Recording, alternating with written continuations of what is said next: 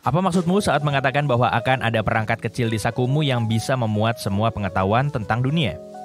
Orang-orang akan dapat berkomunikasi satu sama lain dari mana saja di dunia kapan saja, dan banyak mesin akan disertai dengan kecerdasan buatan. Maaf, aku tidak bisa mempercayai hal ini. Semuanya terdengar seperti dongeng. Mungkin begitulah reaksi orang-orang di tahun 1923, jika ada orang yang mengatakan kepada mereka bagaimana teknologi akan berubah dalam 100 tahun mendatang.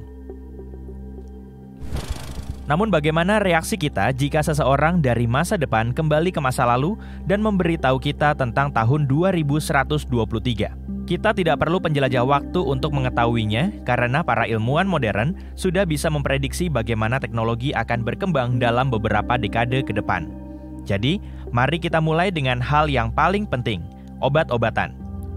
Penelitian, diagnostik, metode pengobatan. Semua ini akan berkembang dengan cepat. Dokter dan ahli kimia di masa depan akan melakukan pekerjaan mereka dengan bantuan AI. Mereka akan dapat mendiagnosis dan mengobati penyakit dengan lebih cepat dan lebih efisien. Akan ada teknologi nano yang dapat menyembuhkan masalah kesehatan parah tanpa operasi. Bayangkan jutaan robot kecil masuk ke dalam tubuhmu untuk menangani semua masalahmu. Namun seiring dengan itu, bakteri baru yang berbahaya dapat muncul di dunia dan akan sulit disembuhkan. Alam dan evolusi selalu menjaga keseimbangan. Di satu sisi, obat kita akan mengalahkan mikroorganisme jahat, tapi di sisi lain, obat tersebut hanya akan membuatnya lebih kuat. Kesehatan manusia akan meningkat pesat. Ada kemungkinan bahwa kita akan dapat mengalahkan penuaan dalam beberapa dekade. Hidup selama 200, 300, 500 tahun. Semua ini bisa menjadi kenyataan. Beberapa orang yang hidup saat ini mungkin akan mendapatkan kembali masa mudanya dalam 100 tahun ke depan. Perusahaan farmasi akan menciptakan alat untuk meningkatkan daya ingat dan perhatian. Mesin paling kuat di dunia, yaitu otak kita, akan menjadi lebih kuat. Tonik pembakar otot dan lemak dapat mengubah mimpi menjadi kenyataan.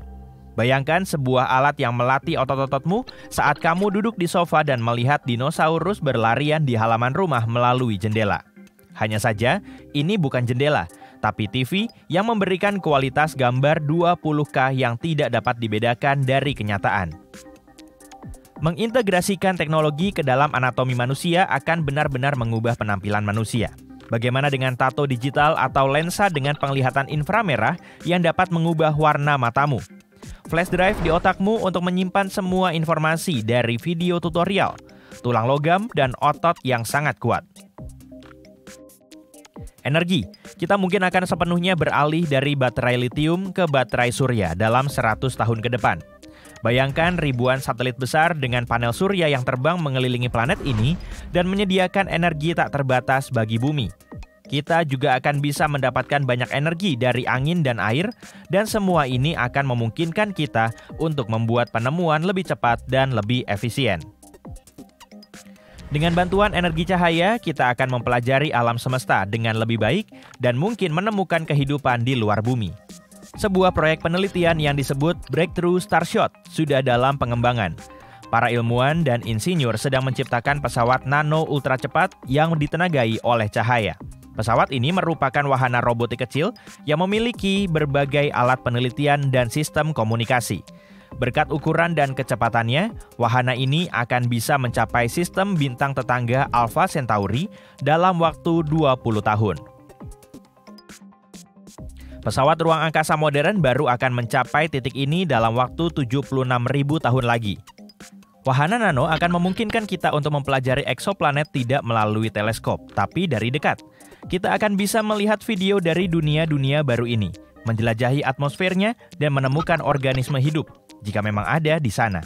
Tapi yang paling penting, kita akan memahami dunia mana yang ideal untuk dihuni oleh manusia. Pada saat itu, kolonisasi planet bukanlah hal yang baru bagi kita, karena dalam 100 tahun, kita pasti akan mengirim manusia pertama ke Mars. Kita akan mempelajari atmosfernya, menemukan sumber air segar, membangun rumah, dan menciptakan sistem transportasi. Kita akan mulai membawa lebih banyak produk dari bumi ke planet merah, dan mengembangkan ekonomi antar pemukiman di Mars. Orang-orang akan tinggal di komunitas kecil di bawah kubah besar. tempat mereka dapat bernapas tanpa pakaian antariksa. Pengembangan teknologi luar angkasa akan meningkatkan ekonomi kita secara signifikan dan menciptakan banyak lapangan kerja baru. Mungkin kita akan menemukan beberapa bahan berharga di Mars dan mulai menghabiskan miliaran dolar untuk menambangnya. Gadget dan laptop kita akan menjadi mesin komputasi yang kuat berkat komputer kuantum. Ini mungkin akan menjadi revolusi paling besar di dunia teknologi, bahkan lebih hebat dari penemuan internet. Internet hanyalah sebuah platform besar tempat kita berbagi informasi dan pengetahuan satu sama lain. Tapi komputer kuantum akan memberi kita lebih banyak lagi. Ia akan mampu melakukan hal-hal yang bahkan tidak dapat dilakukan oleh superkomputer paling kuat saat ini. Perhitungan untuk perjalanan luar angkasa, genetika, kimia, dan fisika. Saat ini orang-orang sedang membangun ladang besar untuk menambang Bitcoin. Satu komputer kuantum mungkin dapat melakukan ini 1000 kali lebih cepat. Menggabungkan teknologi kuantum dan kecerdasan buatan akan berkontribusi pada singularitas teknologi. Ini adalah tingkat perkembangan ketika kecepatan penemuan teknologi semakin cepat dan kemajuan menjadi tak terkendali. Orang-orang hidup selama beberapa ribu tahun dengan menggunakan teknologi yang sama. Lalu dalam 100 tahun terakhir, semuanya berubah. Berkat listrik, mesin pembakaran internal, penisilin, dan penemuan lainnya, kita dapat menciptakan antibiotik, mobil, internet, kamera, video game, dan ribuan hal lainnya. Dan semua ini terjadi dalam waktu yang sangat singkat. Bisa dibilang ini juga merupakan singularitas teknologi. Jadi, komputer kuantum dan kecerdasan buatan akan menjadi pendorong berikutnya, seperti revolusi industri sebelumnya, yang karenanya dunia akan mulai berubah setiap hari. Kacamata realitas virtual akan menjadi kuno di masa depan. Orang-orang akan memakai lensa transparan dengan antarmuka digital atau memasang chip di otak. Para ilmuwan akan dapat menciptakan kembali DNA dinosaurus dan mamut. Mungkin ada teknologi untuk merekam mimpi. Memprediksi perkembangan kemajuan setelah singularitas teknologi itu cukup sulit. Otak manusia mungkin tidak dapat beradaptasi dengan perubahan yang cepat ini, yang dapat menyebabkan masalah mental serius. Saat ini, menghabiskan waktu berjam-jam menonton video pendek di jejaring sosial memberikan banyak tekanan pada otak. Apa yang akan terjadi selanjutnya ketika realitas virtual menjadi senyata kehidupan kita? Simulasi dunia yang sempurna akan menarik banyak pengguna menjauh dari kehidupan nyata. Persepsi kita tentang dunia bisa terjadi berkat adanya otak yang memproses sinyal melalui indera kita. Sebagai contoh, musik masuk ke telinga kita, di mana gendang telinga menerima gelombang suara, lalu mengirimkannya melalui saluran khusus dalam bentuk sinyal. Kemudian, sinyal-sinyal ini sampai ke otak yang mengubahnya menjadi suara musik. Sekarang, bayangkan bahwa gelombang-gelombang ini dapat dikirim ke otak hanya dengan menstimulasi neuron-neuronnya dengan arus listrik. Kamu akan mendengar musik yang sebenarnya tidak ada. Jadi, di masa depan, headset virtual reality mungkin akan muncul. Headset ini akan menstimulasi jutaan neuron otak yang bertanggung jawab tidak hanya untuk suara, tapi juga untuk bau, sentuhan, dan penglihatan. Tidak akan ada perbedaan antara kehidupan nyata dan kehidupan virtual.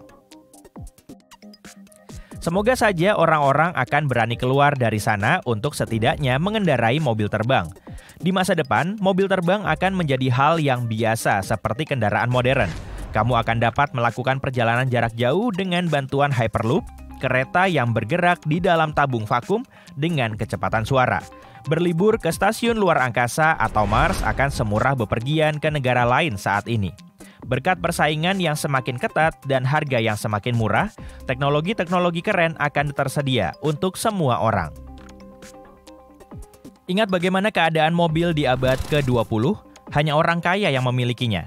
Namun setelah beberapa dekade, orang-orang biasa dengan pendapatan rata-rata mulai membeli kendaraan yang cantik.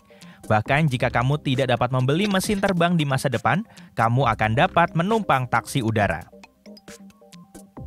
Orang harus belajar terus-menerus untuk mengikuti perkembangan teknologi. Tidak semua orang dapat bertahan menghadapi tekanan ini. Kecerdasan buatan akan membuat jutaan orang di seluruh dunia kehilangan pekerjaan.